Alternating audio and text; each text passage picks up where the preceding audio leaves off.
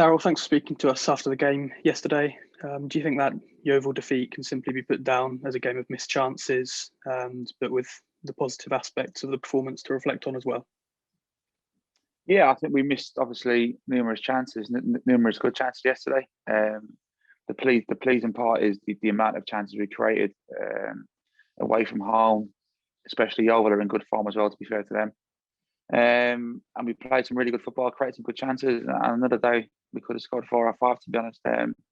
Disappointing not to win, but again, pleased with the performance. And it seemed to be a very sort of good intensity from the team in that first half in particular, which included a disallowed Liam Gordon goal. What was your view of that from down on the touchline? I think I don't know if people have seen the still shot of it yet, but there's two players keeping him onside. It's not even close to being offside. It's another ridiculous decision following on from the one that we had on Tuesday night that's gone against us, which is disappointing, really disappointing. But we can't control the officials. I can't. The players can't. Nobody can. We're just going through a bit of a spell with officials where they're letting us down, really. But what we need to focus on for us is that making sure that we keep creating the amount of chances that we are and capitalising on them as well, because we've gotten to some fantastic positions in the first half and in the second half yesterday where great goal scoring opportunities. And they're not half chances, they're big chances that we have to take now moving forward. But again, the positive thing is that we've created lots of them and the players will give everything in the last 2 or 3 games. Yeah, definitely. Matt Robinson seems to be another one who's noticeably getting into more goal scoring opportunities recently. How much has he been working on that in this system that's been played recently? I think we've worked really hard on getting Robbo into the box and Robbo and Rancy on the other side. Obviously, we've got Smudger coming now. He'll come into that mix as well. We've had Sam Deering get into there as well, Mitch Brundle as well in them outside midfield positions. But I think Robbo's been outstanding for the last month, 5 weeks. And I'm sure if he was on the call today, he'd tell you that he probably should have 6 or 7 goals in the last 6 weeks because of the positions he's got into. He's had 2 or 3 good opportunities every game, and he's worked really hard on it. And Robbo, and he always stays out there next shot and he's finishing. He's been outstanding, Robbo, and long may that continue. Yeah, and it's obvious to say how big a factor in the game some of the missed opportunities were. But is it just a case of on another day we could have had at least a couple, maybe 3 or 4? Or is there something else that needs to be looked at?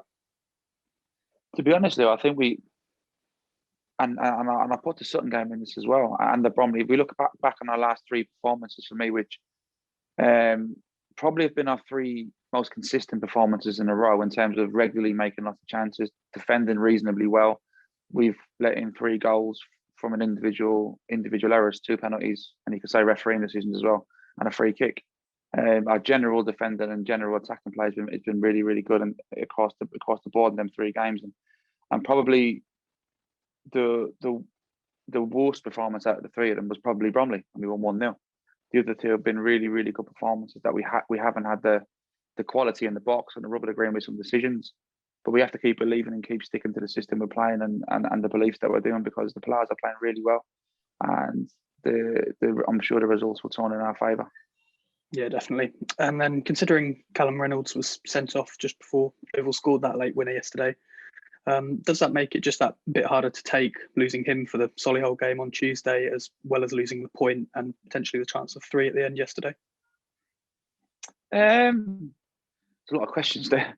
I'll deal with Callum first. Obviously, Callum's missing. He's missing. It is what it is. So it's somebody else's time to step up, put a shirt on, and go and play and go and perform.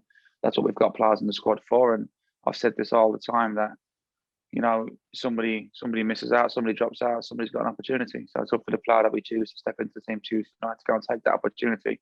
So come Saturday, Callum Reynolds isn't needed. So somebody else has got your short, and I think that's important that the squad feel like that if you step in, that you've got an opportunity to play. A la Robbo, who hasn't played loads up until the last 6 weeks and has come in and he's arguably been our best player because he's taken the chance, he's played well, he showed up in the games. And I think whoever plays in Callum's position on Tuesday night will have the same opportunity to own that short moving forward. And the other question is the foul that he made, the free kick that he gave away, resulted in us losing the game. So it did kill us having an opportunity to keep a point. Him going off the pitch probably killed us, obviously, our opportunity of maybe getting 3 as well. So it was a blow. but it's something that we have to recover from now, going into tomorrow and into Tuesday night. And Callum's got to get over that, and Callum's got to get himself ready moving forward.